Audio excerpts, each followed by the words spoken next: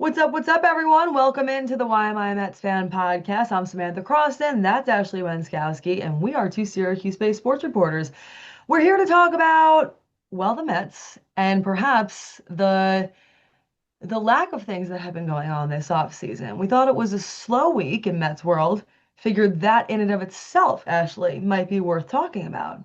Yes, happy holidays, everybody. Happy New Year tomorrow. New Year, new Mets in a lot of ways. I was gonna say New Year, same Mets, but that's just not true. New Year, new Mets. New Year, same blizzards in Syracuse, New York. I feel as though our Dodger fans right now out on the West Coast, I'm gonna go off on a tangent here for a minute. I was doing a little reminiscing because we were in San Diego a year ago for the Holiday Bowl for Syracuse football, which we cover, and that was lovely because we saw California at this horrific time of year. If our Dodger fans and our people on the West Coast could see outside my window right now and see the 2 to 3 feet of snow that we are dealing with, that I am going to have to go dig my convertible out of promptly following this call, I think they would have a heart attack. The conditions in Syracuse, New York right now, folks, are not for the weak. If you live in California, congratulations. Congratulations, because you won the damn lottery.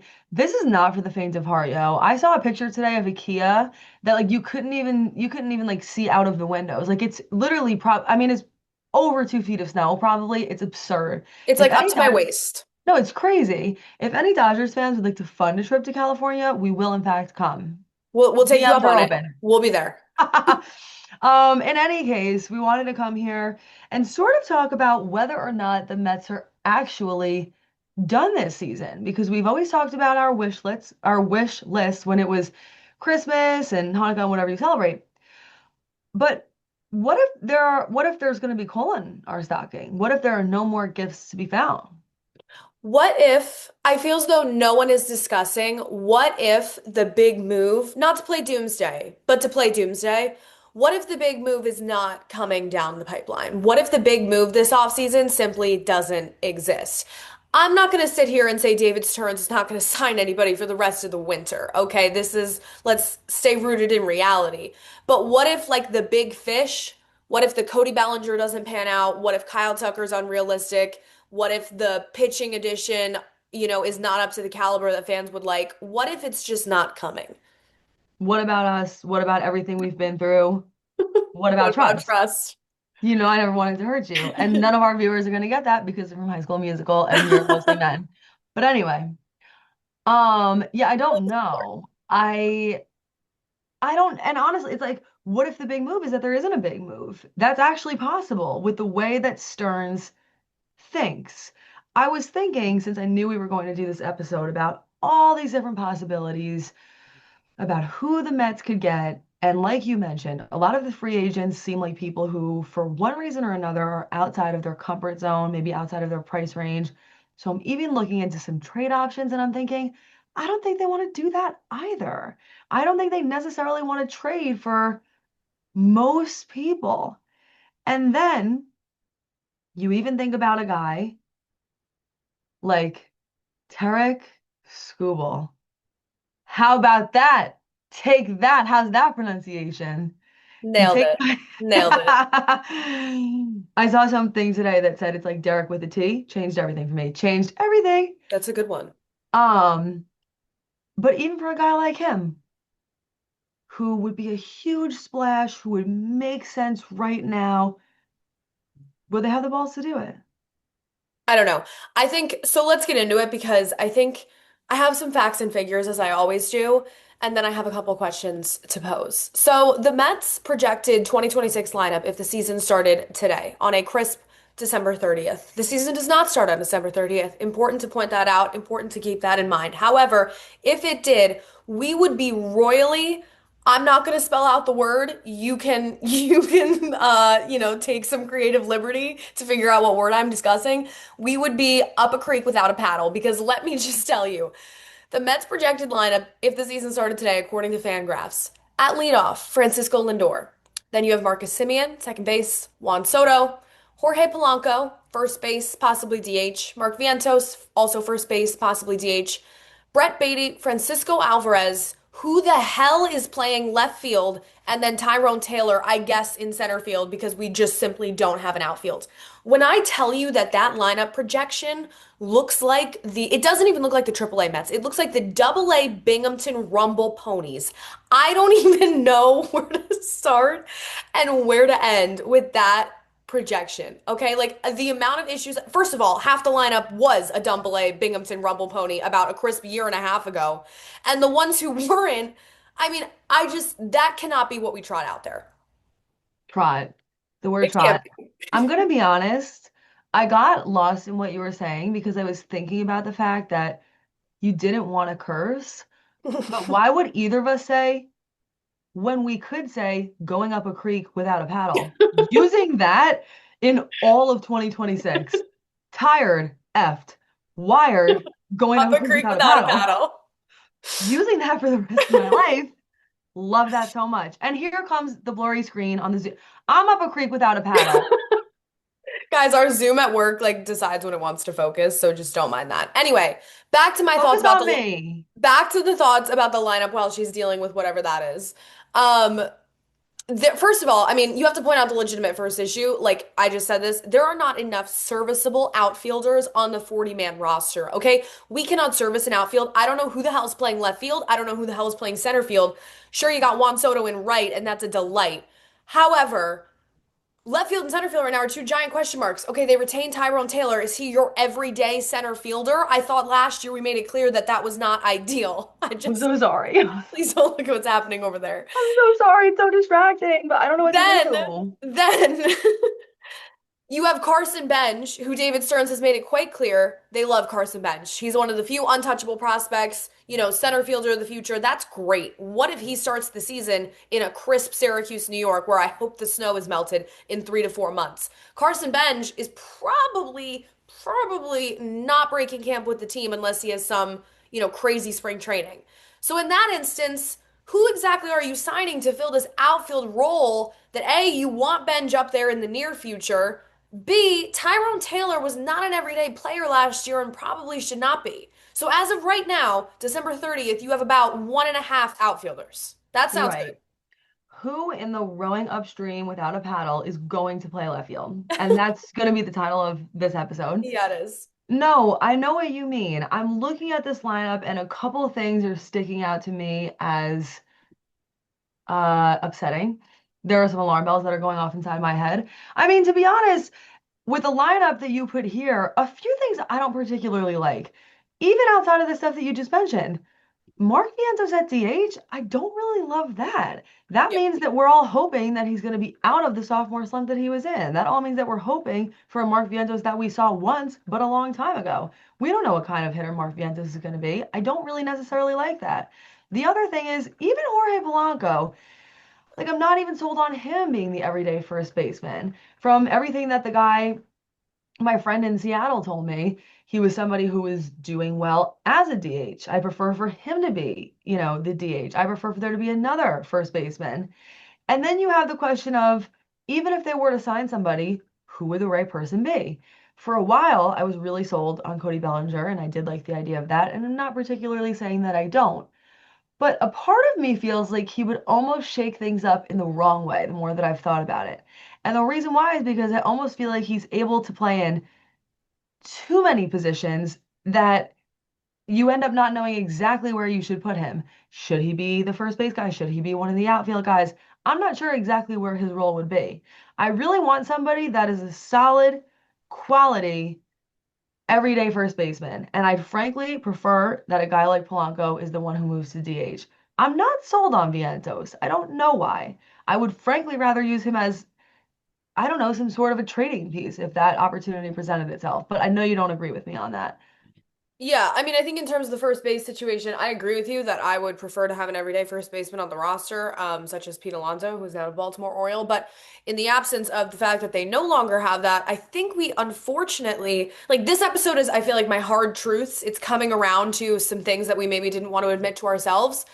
David Stearns in the front office told us, Jorge Polanco told us that Jorge Polanco is going to be primarily playing first base. That's a tough pill to swallow, and I think we just unfortunately have to get there. I agree that I'd like to see him in more of a DH role, but I'm not really sure that that's the role that they have envisioned for him.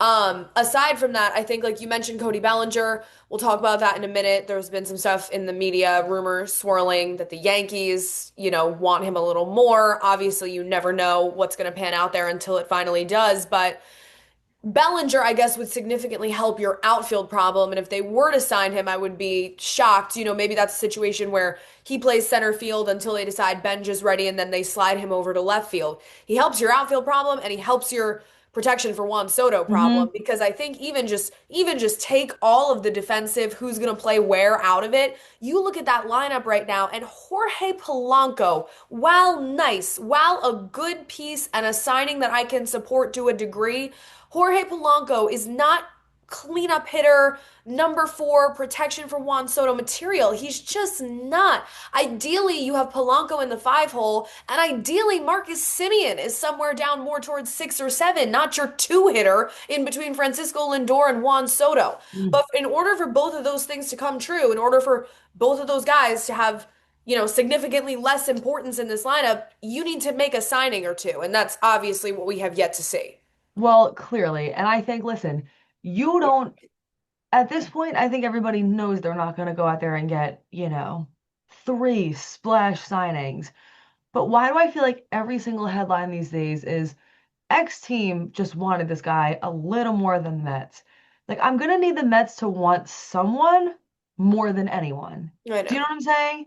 I know. Like, fine, go out there and get Bellinger, or go out there and like get Kyle Tucker, like get somebody really substantial, get somebody really significant. I know it's like it's funny because you say this is your hard truth episode, but I'm like stuck in a fantasy world because I don't understand why fantasy cannot turn into reality. We have the money for some of these guys. If you don't want to trade guys away, then don't. Just get one of the best free agents left. Like, this shit is not hard. I'm gonna need something substantial here. If it's Bellinger, I'll live with that, you know? But if the Yankees want him a little bit more and he doesn't fit in exactly right because of the contract requirements, or he wants too many years and the Mets don't want to give that to him, something has to give somewhere. And you don't always know which one of these signings is going to work out. But try something. Try something. I get it. They want to hold on to their farm system. I get it. They don't want to give that many pieces away. But like you also don't want to just suck ass in 2026 either. Like there has to be a middle ground.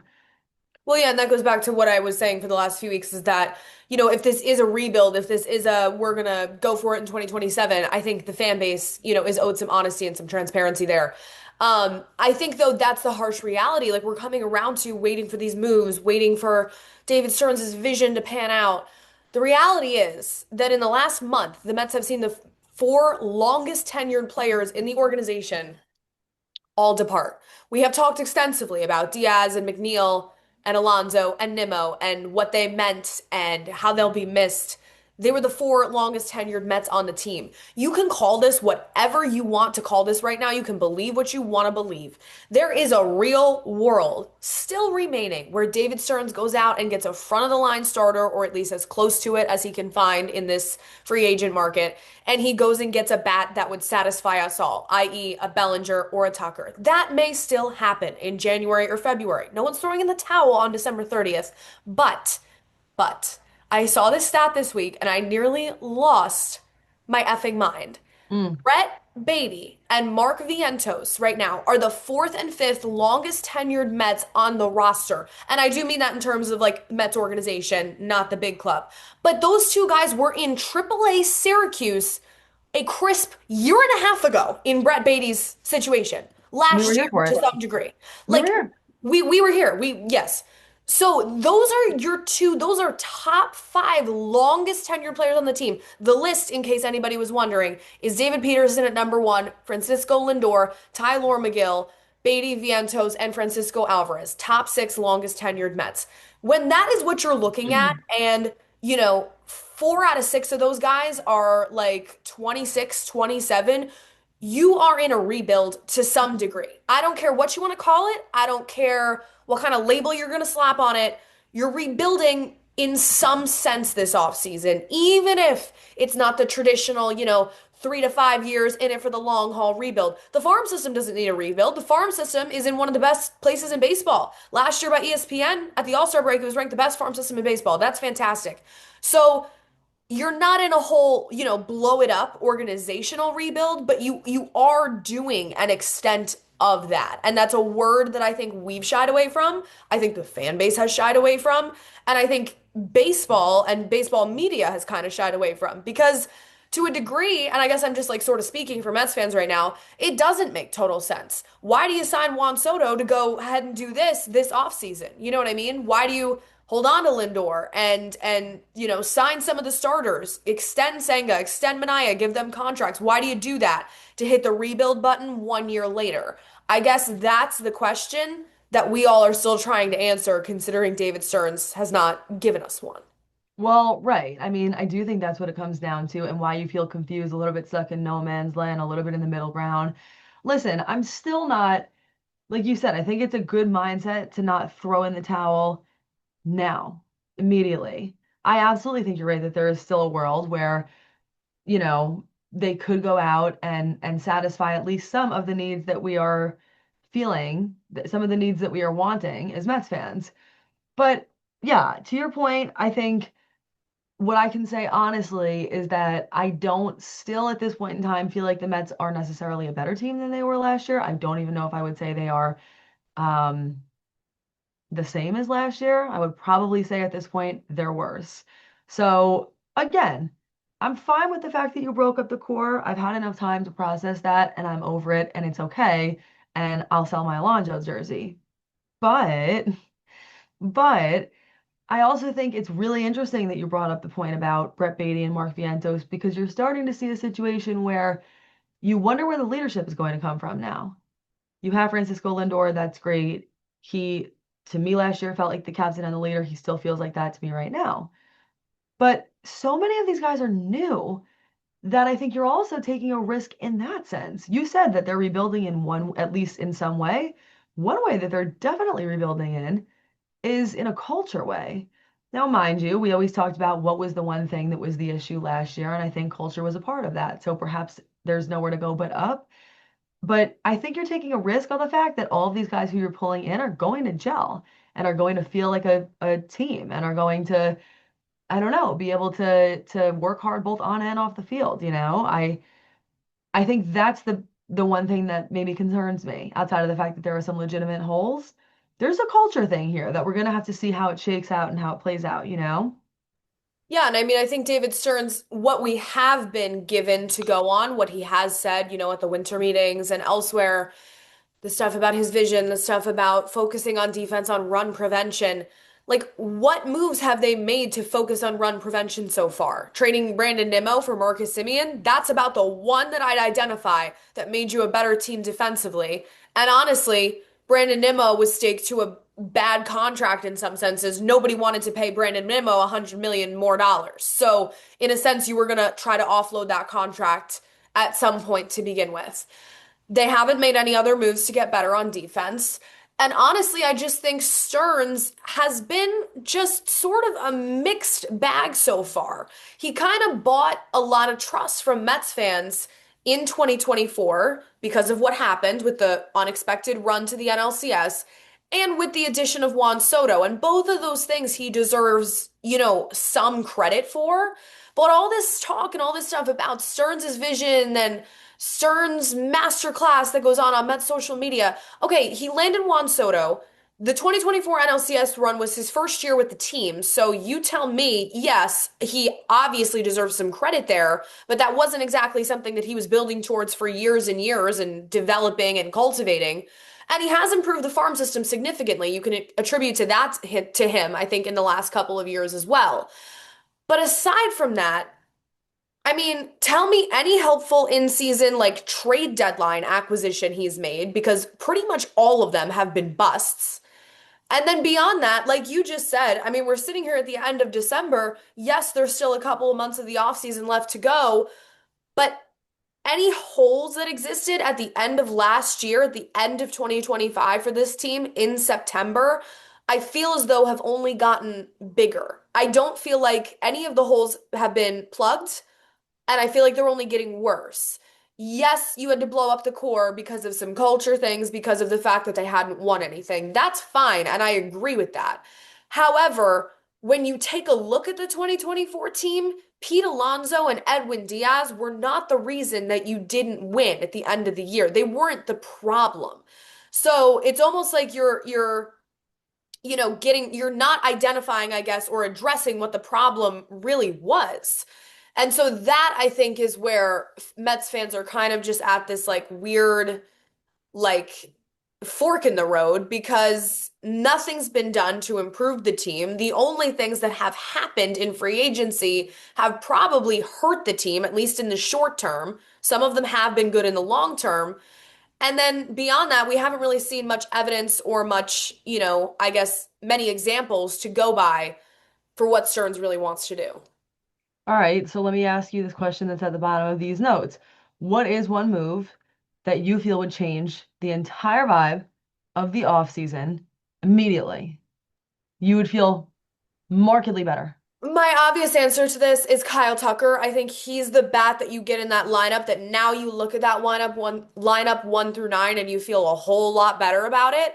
I think he's a bona fide Alonso power bat replacement. At the same time, even if you get Kyle Tucker, not to just play devil's advocate, but then you stare at that starting rotation and you don't really feel good about what's going on there at the, top of that rotation with Senga and Manaya either. But if they sign Kyle Tucker tomorrow, I know I would feel a lot better about the lineup and the offensive potential of this team. Interesting. I like that one a lot. And I don't think that it's unreasonable to say that the Mets could go for that, or maybe even should go for that. I was never fully sold on Cody Bellinger. I would love Kyle Tucker, and I think that would be a great, great sign. I guess I'll go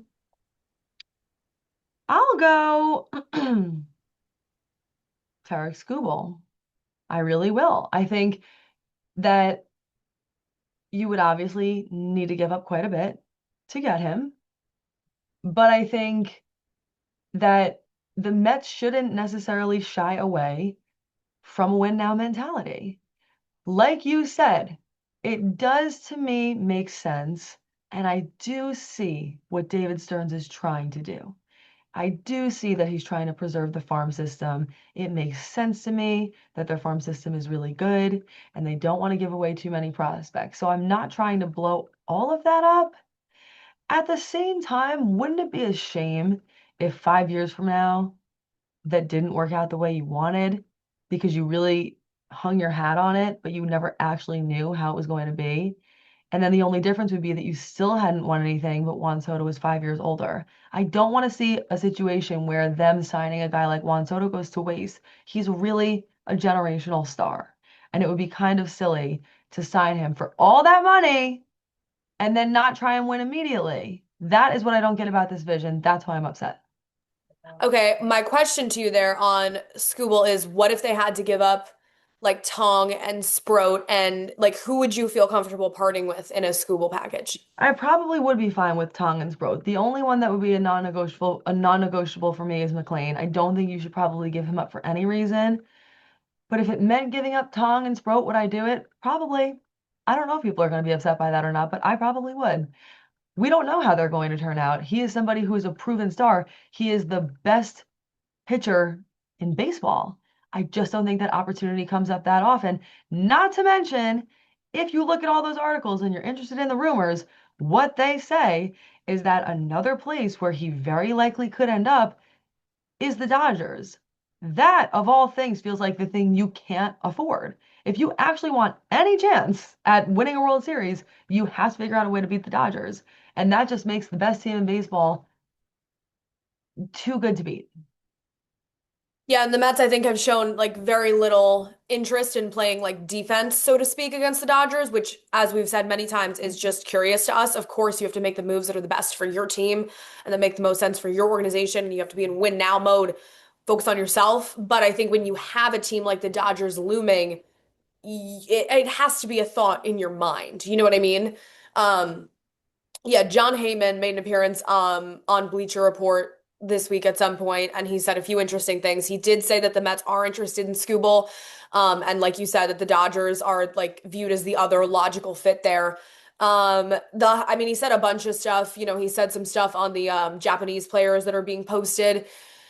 But the big takeaways were really that pitching remains the top priority this offseason, which it should. Mets are interested in Cody Bellinger, like we mentioned, although the Yankees are seen as more likely kind of throughout the industry. Kyle Tucker, for all we were just talking about, pursuit is viewed as unlikely right now. And the Mets prefer short-term deals for veterans like Framber Valdez, but would go long-term for a younger ace like Skubal. I will just say, maybe this is one of my closing thoughts. Another thing that I'd like an answer to as a confused Mets fan alongside the Hmm. rest of you Hmm. is maybe what's the deal with the obsession with the short-term deals? Now, I'm not gonna say that those can't benefit you in many situations, that those aren't good for the fact that there are lesser commitments, there are shorter that money's on the books, whatever, the whole 9 yards. But you show a willingness to give Juan Soto a decade and a half last year. And now this year, if somebody even mentions the idea of 4 years, I feel like everything the Mets have been discussing has been 2, 3 year deals. Someone says the term 4 years and David Stearns like breaks into a cold sweat. Do we know why that's going on? Like what does that relate to? Because as we've talked about a number of times, they certainly have the money. Why does David Stearns have commitment issues? That's truly the root of it.